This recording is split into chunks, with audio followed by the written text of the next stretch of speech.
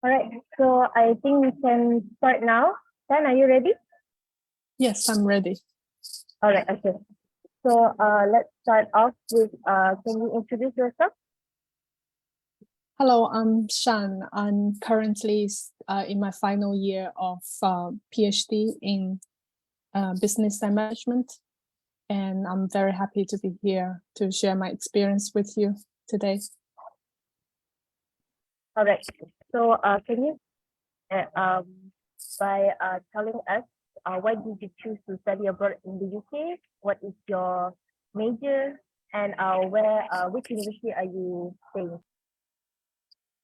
Okay, so first of all, UK wasn't my first option. I wanted to study in the US, but one day I went to the agency. Went to the agency with my mom, and the agency told us it's easier to get into a good university in the UK, and it takes only 1 year to finish a master's.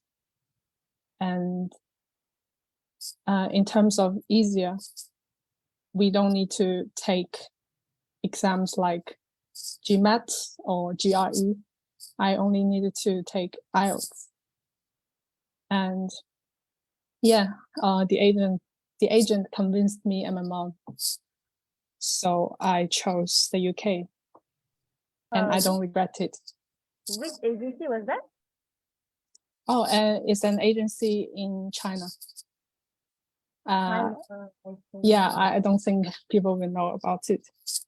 And my major.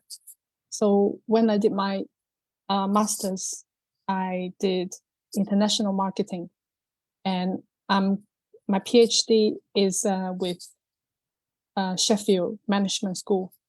So there's not really a major, just business and management in general. And I choose my own topic to my own field to do research in. I see. So was University of Sheffield your first choice? Not really. So I actually I went to Newcastle University, but then my supervisor, he decided to get a new job in Sheffield, which is an upgrade, and he took me with him. So that's why I ended up in Sheffield. All right. So how did you study in UK? Did you have like a scholarship? No, No. I'm a self-funded student, and I think there are more scholarship opportunities now. But when I started in 2018, 2019, there wasn't a lot of scholarships available for overseas students. But I think most home students, like UK and European students, they have scholarships. Yeah. Okay. So you mentioned that the agency that you went for is is an agency from China, is it? Yes. Oh, that one is for your master's and PhD or just your master's? Just my master's. I applied for the PhD myself. So you applied directly to the university, right? Yes. I was lucky that my supervisor, he wanted to take me in. So yeah.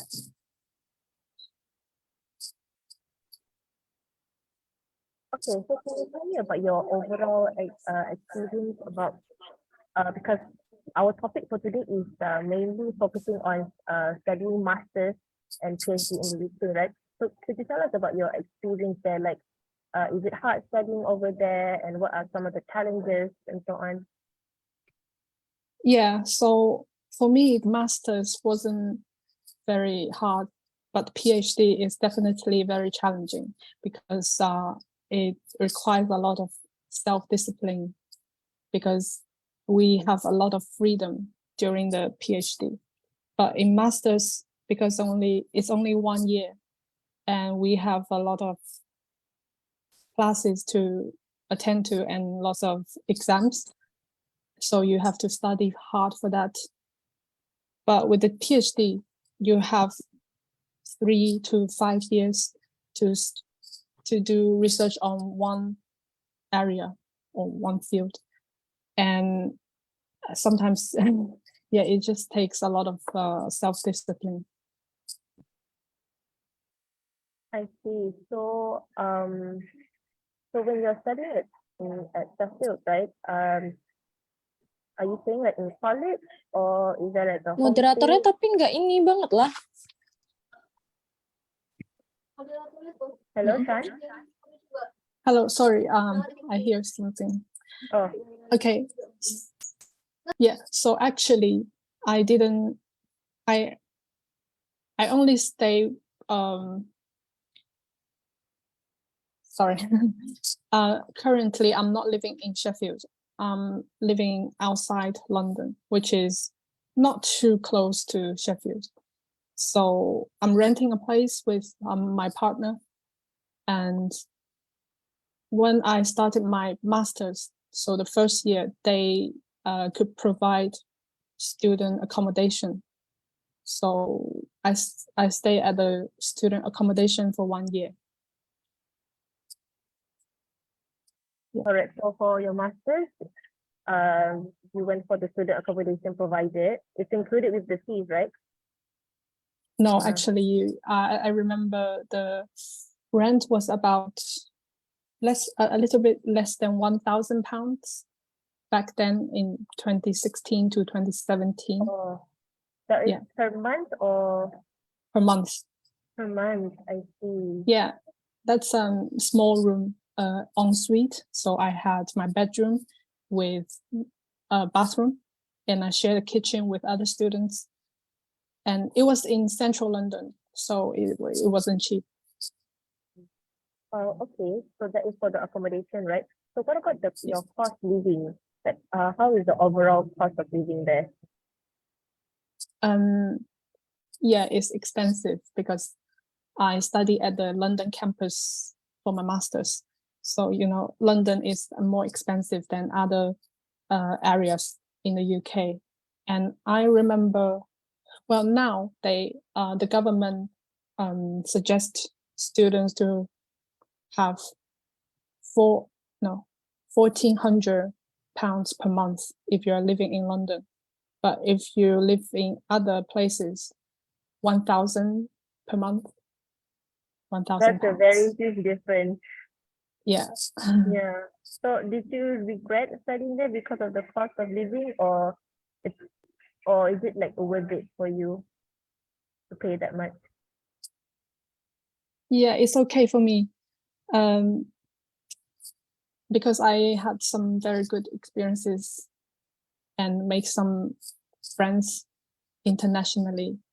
Yeah, the cost is a big thing. And I took up a part-time job at one point for about 6 months, and I do marking and teaching sometimes with my university. So I had some income, not a lot. I see. So your university allows you to do part-time job. Yeah, when you are on a student visa, you are permitted to work for 20 hours per week in term time. But when you're not in term time, you can work full time. And with a PhD, you normally you can become with PhD you can become a graduate teaching assistant with your university. They give you this opportunity to improve your teaching and marking students' papers. Okay. What can you tell us about the major differences, like if you're studying in UK, right? The difference between studying masters and PhD. What is there like significant differences, or is it just like the same? Sorry, did you say the difference between a master's and a PhD? I mean, like in terms of studying in the UK, is it like is the environment different and so on for you when For me, doing as your a foreigner, when doing I'm your sorry. master's and PhD? Yeah. So when I was here for my first year, it was a little bit challenging because when I was in China, we studied American English, and when I first came here, I couldn't understand what they were saying, but that didn't take too long for me to get used to it. And the language was a problem at first. And PhD, yeah, sorry, I No, no, don't it's okay. understand. Could you tell us more about do you experience any? You're from China, right? So do you Yes. experience any culture shock and so on? Culture shock, and did you have any like a community from China for you to rely on, or like simply how do you adapt to the new changes when you first flew to UK?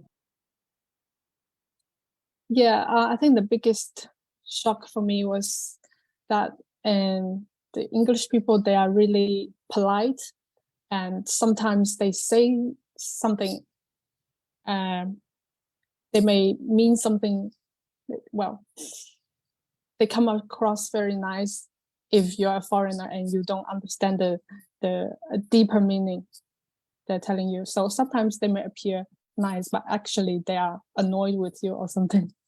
So you can't really tell if they don't, as a foreigner, you can't really tell if they're happy or not if they don't use the direct language with you. So there's a little bit of the English culture, the language in there that you have to come here and interact with people, then you'll get it. Yeah. Did you like have any? So you came here alone, right? You came to the UK alone, right? Or did you have any friends there or family living there already? No, I came here alone, but then I met my partner and we are living together. I see. So is your partner someone from the UK or? Yes, yeah, it's English. I see. All right, all right. Can you talk about some of the career opportunities after studying your PhD or master's there? Yeah, sure. So now they have a PSW visa, so post study work visa. And when after you graduate from undergraduate degree or master's degrees, you have 2 years to stay in the UK. You can find jobs with that visa.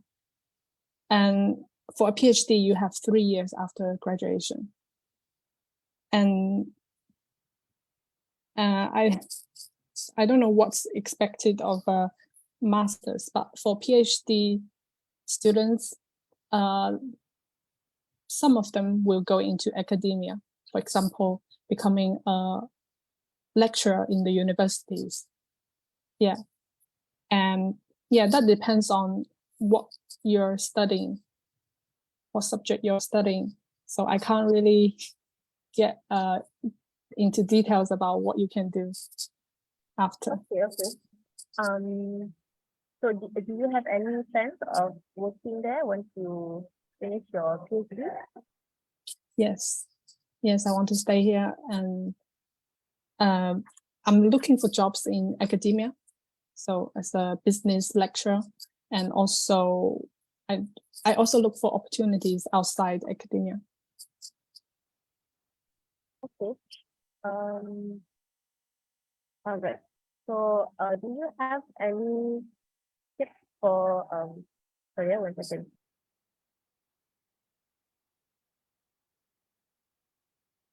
Okay. So I spoke with our previous speaker, right? And she mentioned, her name is Alwa. She mentioned about um career opportunities, right? She said that sometimes it's a bit hard to get jobs here because we are foreigners. So basically we have to compete with the Europeans, right? So what is your opinion on that? Do you agree or disagree, and why is that? Yeah, I think it's a bit challenging for us to find a job, but there's opportunities. For example, what do we have? Language advantage. We know a language that they don't know. And what else? Yeah, and some companies, they value diverse thinking and cultural background. Yeah, I think they promote diversity a lot nowadays. So I There's think opportunities now. there's a lot of opportunities. Just we just need to work hard to find the right one for us, and definitely go into a lot of interviews to practice. Then that will enhance your chance of being hired.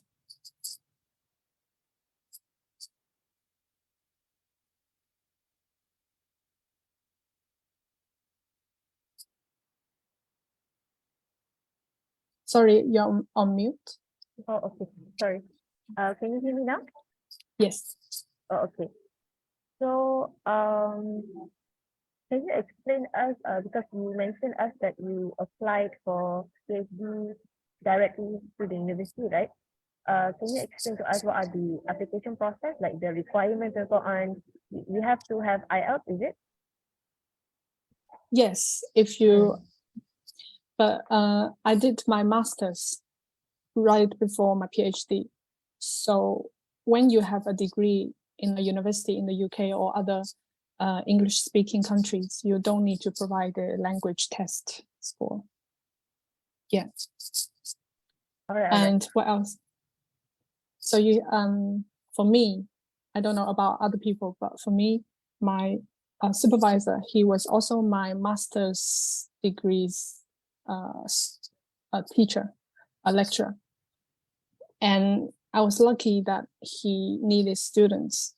So he asked me if I wanted to do a PhD with him. So yes, I guess other people, they need to find a supervisor first from a university or a subject they're interested in. And then they need to talk with the supervisor and write a research proposal and submit it with your CV and personal statement. All right. So in a way, you're saying that if you've done your master's in the UK, right? Sorry, sorry, it's a bit loud here. So you think that if you've done your master's in the UK, it's easy for you to do your PhD in UK because you've been there, right? Yeah. Yeah. Okay. All right. So you did your degree in China, right? Or is it Yeah, my bachelor's your degree. bachelor, right? Okay. So can you tell us the what are some of the major differences that you can say about the learning processes at your hometown uh and in the UK? Like, are the teaching styles different? Is the environment different? The projects maybe. So what is your opinion? Yeah, it's completely different for me, because when I was studying in China, the what we did was just listening to the lecturer and taking exams. There's not much interaction between us and the lecturer. But in a class in the UK, the lecturer, they may ask you to do some activities and really encouraging the interaction, and they want to see if you understand. And yeah, and they also, I think it's become more trendy now to know about the diversity, the learning disability, learning difficulties, things like that. So the lecturers here, I feel like they are more careful. Yeah. All right. So So based on what you mentioned, the major differences would be the teaching style, because in the UK there's more interaction, right? Instead of just listening and hearing lectures and so on. Yeah, alright. and also another thing I just remember, when I was in China, they didn't give us for example, reading list before the class, but here the lecturers, they will give you a reading list before you have your class. I don't think a lot of students, especially foreign students, will read those articles or books before they take a class. But yeah, that's one thing I noticed, the reading list. Oh, so the reading list that one is for in the UK or at China? In the UK. In the UK, okay. So for you, it's better that way, right? Because we can come in more prepared. Yeah. All right. So I think I would like to see if there's any questions from the audience first. Okay, so everyone, if you have any questions, you can simply write down at the chat box so we can ask Chan directly. Continue.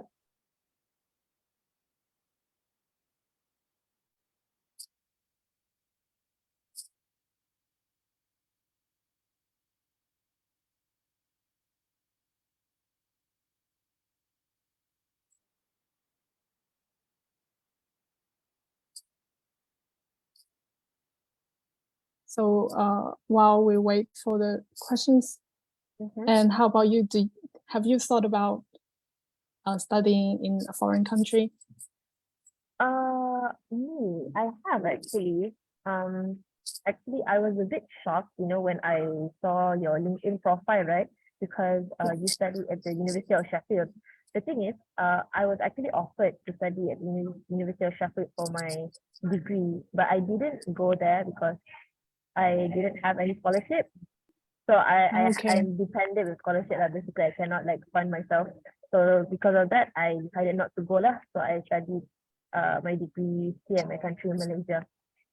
Okay, so we have one question from Nabila. How do you divide your time to work and study?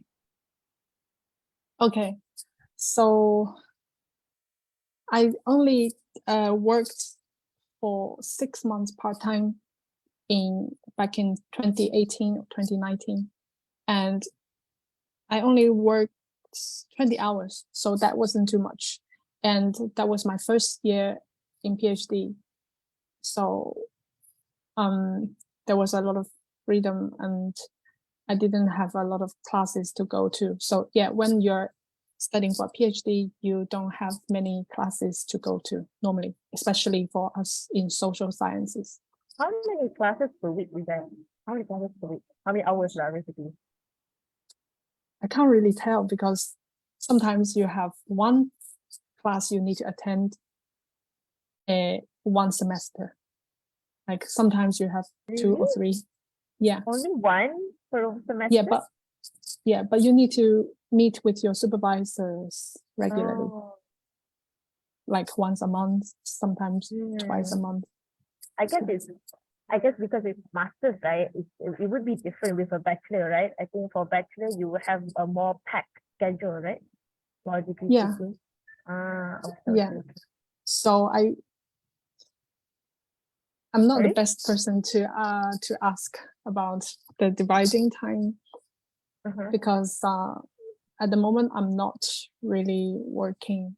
I just for example, like I was mentioning the marking, and it only takes sometimes 1 week or 2 to finish all the marking.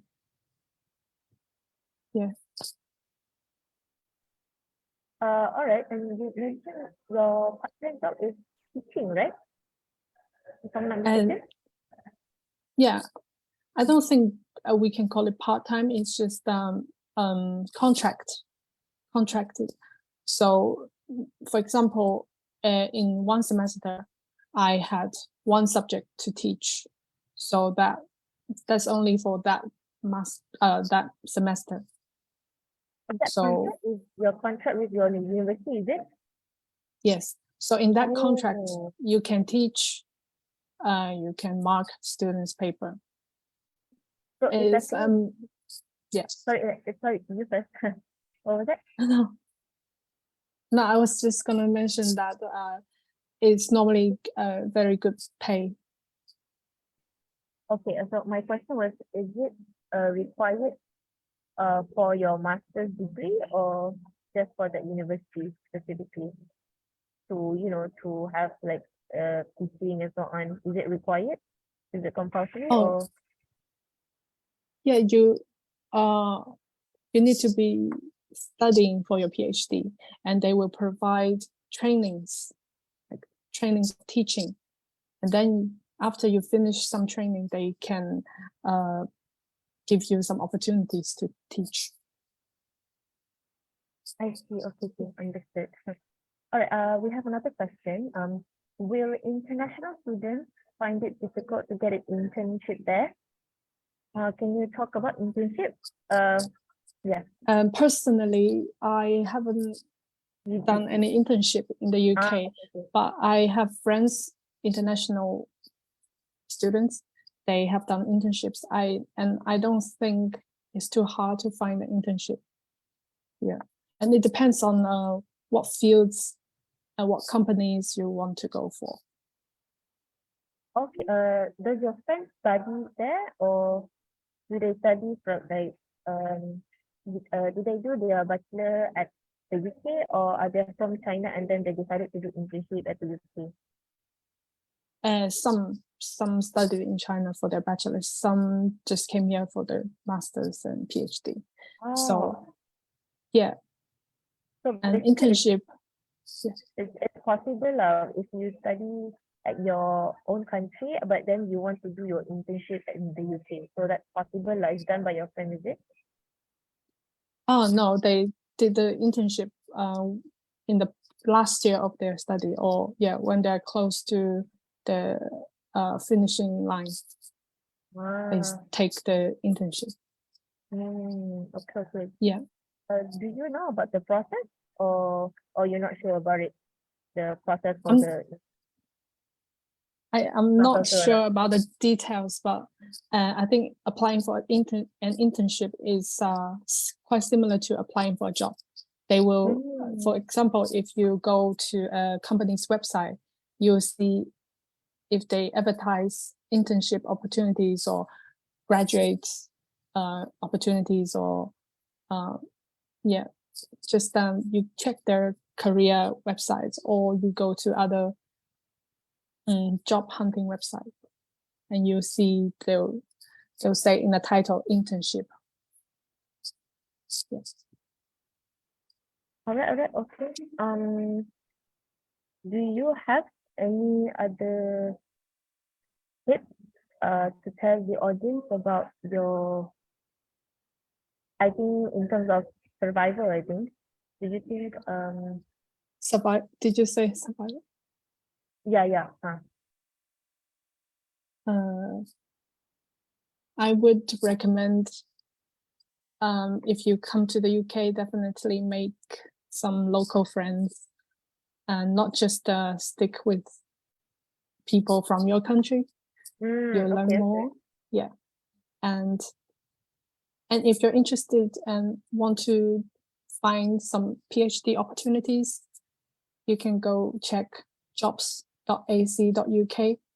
So you find academia jobs on that website, and also they will advertise PhD opportunities, normally with scholarships on that website. What is the website name again? Could you write at the chat box for our audience? Yeah, okay. So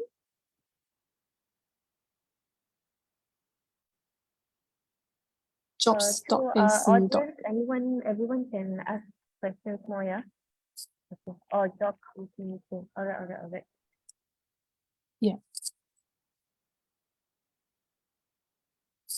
So, referring to our previous question, the tip, right, you mentioned about making local friends more, so you can learn more, right?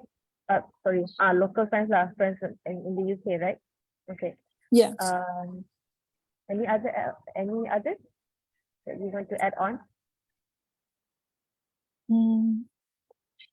Yeah, travel around in the UK and also in Europe if you have enough funding. Yeah, and also it would be nice to travel around the UK if you know how to drive, so a license maybe, because a lot of beautiful places in the UK, especially in the countryside, and if you don't drive, it's not easy to get there. Oh, so do you have your license there? No, but my boyfriend, he drives. Okay. Do you know the process? If let's say if I were to study there, right? Actually, I have my driving license here in Malaysia, but if I'm going to go there, I have to retake my license. Or I'm not is sure there- about Malaysia, but for us, Chinese, if we're not traveling, if we're not on a visitor visa, we need to take the test. But if you're just traveling with a visitor visa, you can rent a car and you can drive without taking a test if you have your license. Okay. Yeah, but I'm not a visitor, so I need to take a test. Okay. Makes sense. So only if I'm saying that just to travel and then I don't have to take the test lah. But if I'm going to stay there, stay there like how you are right now, then I have to take the test lah. Alright. Okay. Yeah. Can you tell us about any studying tips that you have? Studying tip. Yeah. Yes. Studying tip for PhDs or masters. We can start with your masters first. Yeah. Okay. It's masters. I I don't have many tips for that. Just study and do your homework and submit your work on time. Just follow the schedules. I think it's fine. You can survive with that. If you want to get a really good grade, you need to maybe consult your supervisor or your lecturer more often. And yeah, just read more, write more. And for a PhD, you need to be prepared mentally that sometimes you need to work over the weekend. So that's not a 9 to 5 or with a tight schedule. You just need to be really disciplined to do your PhD and network with people in your field or outside academia. And yeah, PhD is really challenging. It's a long way. Think about 3 to 5 years. You're only doing one research. You're doing research in only one field. A very long time. Yep. Yeah. And you get bored, you get tired of your topic sometimes. So just be prepared mentally. And okay. if you're not really interested in doing research, I would advise not to go into a PhD because you may end up like me, really not too happy studying. But now I'm much better. I like what I do now. But there was some time, I think for a lot of PhD students, you get confused. You think, oh, is this what I want to do? Because you've been doing that for a long time and you're not getting anywhere. most people like for you, right? What is your like motivation or like what is the reason that you took your PhD at the first place? Is it because you want to become a lecturer and so a professor and so on, or do you have any other specific reasons for that? Yes, now I want to become a lecturer, but in the beginning, to be honest, I'm not giving you the best answer, but it's a very honest one. I didn't know what I wanted to do, but I knew that I didn't want to go back home too soon. I wanted to stay in the UK for a bit longer. So I took the opportunity to do a PhD. Why And I didn't think, you? yeah. Sorry, you first. What was that?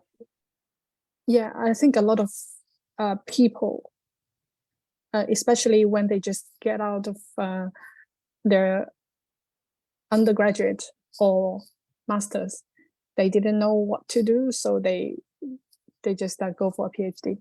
I think some people are like that.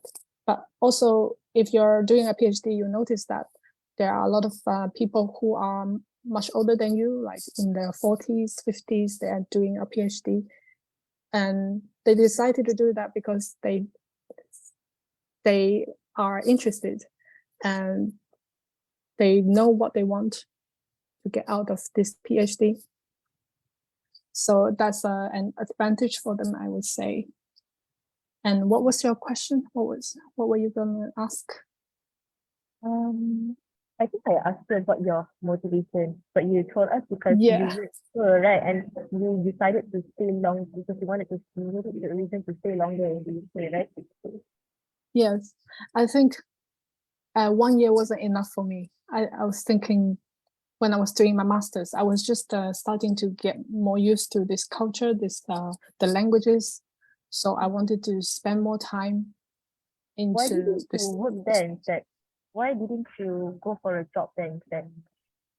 Yeah, it wasn't easy for me to get a job back then because when I graduated in 2017, there was no post-study work visa. This was a recent thing. They canceled it for I don't know how many years. But when I was studying for my master's, I didn't have that opportunity to find jobs.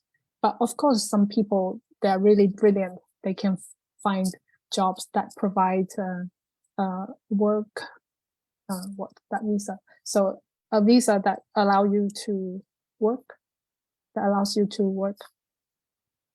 I think is a skilled worker visa. But I wasn't working that hard though, so yeah, I think a PhD would be All better. right. So would you because you're still young, right, Chan? So would you like personally advise like young people like you to do their PhDs now, or would you advise them to work first and then maybe later figure out your PhD if you want to do it or not? I can only speak from my own experience. So for me, I think it's best if I worked for a few years and then if I think I want to do a PhD, I'm really interested in doing research in this field, I would go for it after I gain some experience. And if your goal, if your dream is to become a lecturer in a university or a researcher, then definitely go for Do it. your PhD No, yeah. immediately, right? Yeah. Okay. All right, so I noticed that we have two questions here. From Nabila, for seeking master degree, is there anything that needs attention that people often forget when they want to take it there? Mm, I think what she meant is anything that you should pay more attention, like things like okay, maybe like I think it's like this lah. Once you take your masters and then you realize that, oh, I wish I knew about this before I took my masters, something like that. For me, is I wish I studied harder. I wish I pay more attention in classes. Well, but that's a personal thing. I'm sure you and other people, they will study hard, and and don't forget to interact with people and learn from them. And because you're in a foreign country, Yeah. and just take the opportunity, take the advantage. About that, right? Since we are foreigners, right? Did you experience any specific kind of racism, since we're Asians and so on, from the people there? Have you experienced such experience? No, actually, not for me. And I think they're really nice to me. For example, when I walk in the forest or in the park, sometimes, especially older people, they will say hello to you, smile at you. Yeah, they're really nice.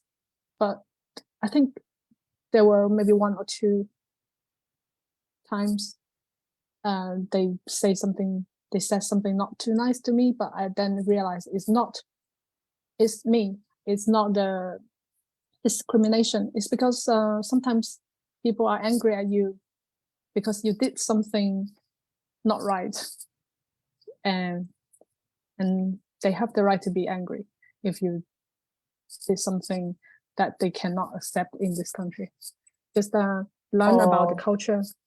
Or it's more like a culture thing lah, because you didn't realize that it was something that you're not supposed to do, something like that lah. Because things like this, it can only be learned through experiences, right? And advices from your local friends.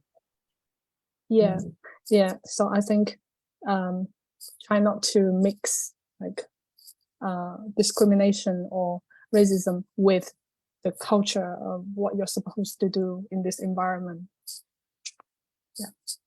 All right. We have one more question from Hanyi. Do you think it's better to pursue a PhD once we receive our master's? Some people, I don't know, don't do their PhD anymore once they end their master's, and some say it is a waste if we don't pursue it to the end. She's asking if doing a PhD after your master's is worth it or not. Based on your personal preferences. It's really, this depends on the person, what your goals are.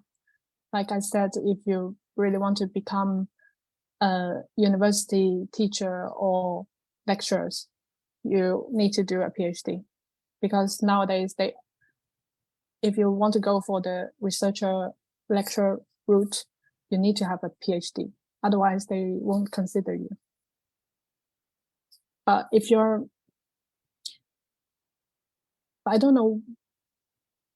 So what you're saying is that it depends on the career that you want to go for, right? Yes, it depends on your career. But for me, I'm talking from someone who studies social sciences, like business and management. But if you're in a science degree, a science field, it might be different. So some companies doing tech and science, they may really need someone with a PhD.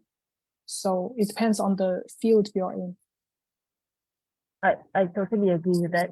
I think if your field is more of a practical field, then maybe it's best to work first, right? But if it's more of an academic field, like maybe like languages and for anything like that, basically anything that has to do with teaching and so on, that is best to do your PhD lah, because you will be more qualified, you can become a professor and so on, right? With that PhD. All right. So I don't think we are still open for any more questions from the audiences. Let's just wait for a while until 8:52. Okay, if there's any more questions. So far, Sean, do you have anything you would like to say or you would like to add on for the audiences? I would definitely recommend studying in the UK or traveling in the UK.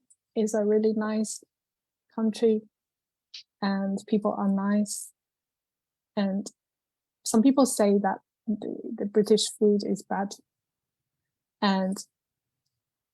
But when you're in an international city like London, you can find any food. For example, Malaysian food. There are quite a few Malaysian restaurants, and you find Asian supermarkets that you will find your Malaysian ingredients. So it's really convenient if you live in a bigger city. Oh, all right. Okay. So I have one personal question. Okay. Yeah. We keep talking about studying in the UK, right? Like that is very general. How about you tell us more about studies in Sheffield, the University of Sheffield specifically, right? Is it a good university overall? How would you rate that university? Yeah, it's a really good university. Now they have many Asian students, especially in the management school. So, and you will find a lot of Asian Chinese restaurants in Sheffield.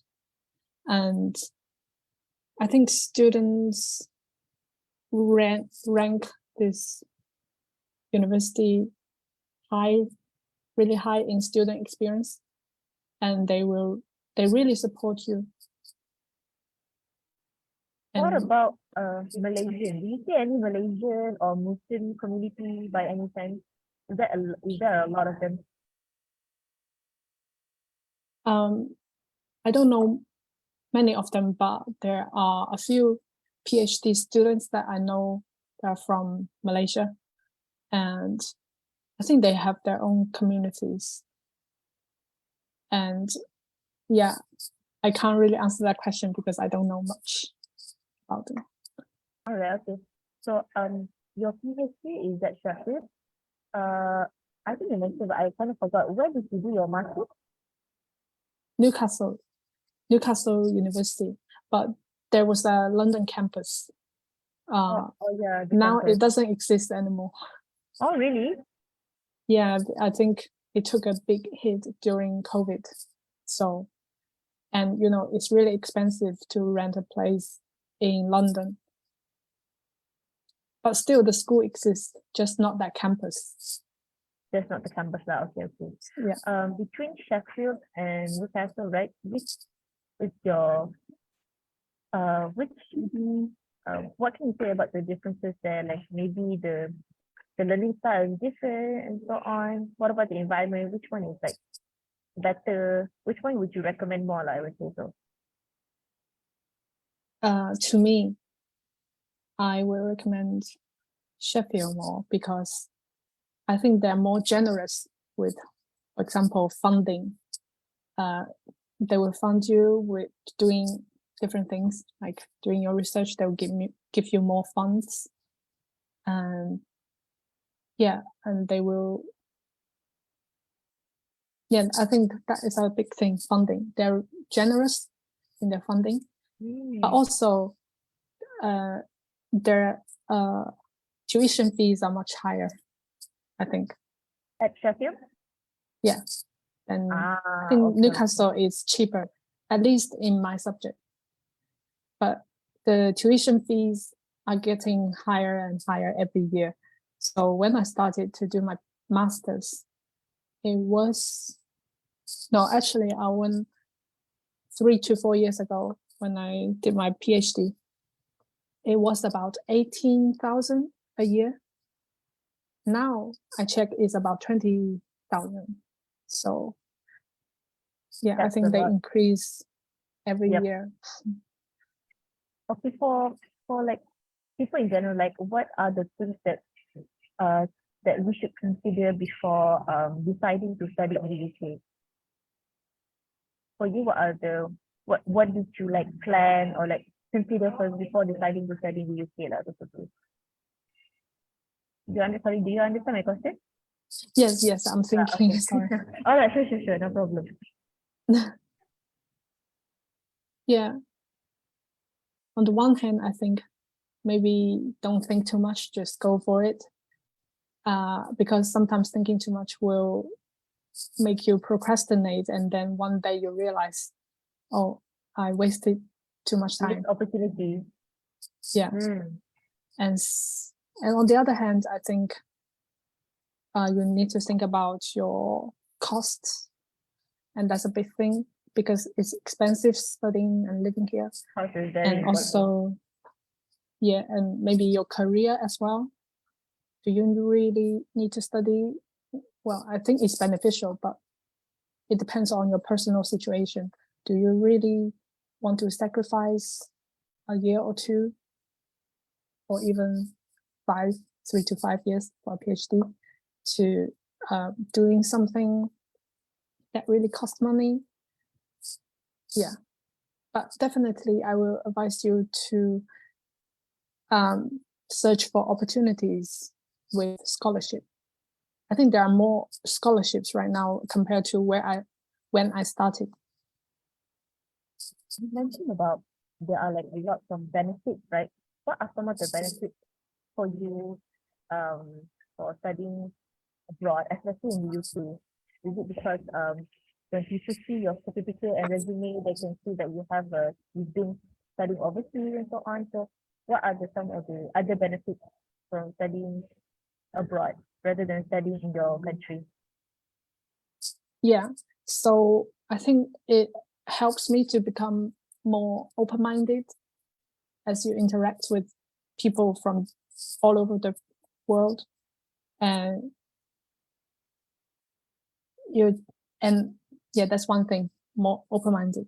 And secondly, I become more confident compared to when I was in my country, because here people, well, they still judge you sometimes, but not as much as when you're with your own people, people in your own country. But for example, they don't really. So when I was in China, I was considered a bit maybe chubby, but here they don't really care about your appearance too much. Okay. Yeah. They're a bit. Yeah, because the Europeans are more like they are more friendly in terms of not judging your body and appearances, because for Asian, right, we are like expected to be small, thin and so on. But for them it's like body positivity. Yeah, that's the word, right? Yeah, so confidence. Mm. And what other things advantage? Yeah, you get to know more about, you get more information about the big companies, some international companies, and you have more opportunities to work with those big organizations, especially if you're in London. Okay, understood. Like for me, like example, like because I'm studying journalism, right? So if I study there and then I can get to intern at the big companies there, right? Then like for me, I personally want to study in the USA, right? For me lah, I want to study. My first target is to go to USA first, so I can like work at the New York Times and so on. So the chances of getting that is higher lah if I study there, right? Instead of like studying here. And like you said, you mentioned that we should always try to make more connections with people. So once you get to know that person, and then easier lah for you to go to because we have contacts now, right? So easy for the influencer, and then you can work there and so on. Okay. We've almost reached to the end. All right, Hani has shared us a list of scholarship. Okay, thank you so much, Hani. Is there anyone else who would like to ask questions? You can now, because we're about to end up, about 1 more minute left. Oh, it's already 9. Okay. So before we end, Shan, is there any last word before we end? No. Sorry, it takes me some time to think. Oh, okay, no problem. Yeah, I would say definitely try to travel more or live in a different place, a different country at least once in your life, I think. And I'm really enjoying it. All right. So regardless of studying or not, but traveling to the UK is definitely a good opportunity lah, right? Because it's a beautiful place and you get to learn and see more things, right? Yeah, and it's definitely a very good opportunity to test your language skills. Your English skills, yeah. Okay. Yeah, and you never know how good you are or how bad you are unless you talk to someone Yeah, because local. because when you're there, you are forced to speak English, right? Because Yeah, at our country, we can always like for me, because I'm studying because I'm Malaysian, right? So I always have the choice to either speak in Malay or English, or maybe I can just like mix them up, right? The languages. But if you're there, you are forced to speak fluent English, because or else then the people that won't understand you, right? Yeah. So it's like you said, it's a good opportunity to practice your skills. All right. So if there's no more questions, comments, I think that is all for today's webinar. Thank you so much, Shan, for your time Thank you. and for your sharing. I really appreciate it. It's a very open-minded, because personally, I haven't heard anyone sharing about their masters and PhD experiences. So thank you for that. I'm sure the audience also appreciate it. All right. I think that is all. Thank you, Shan, and thank you everyone else, and have a good day ahead. Yeah, thank you, and you too. See All you. right. Bye-bye, everyone. Bye bye.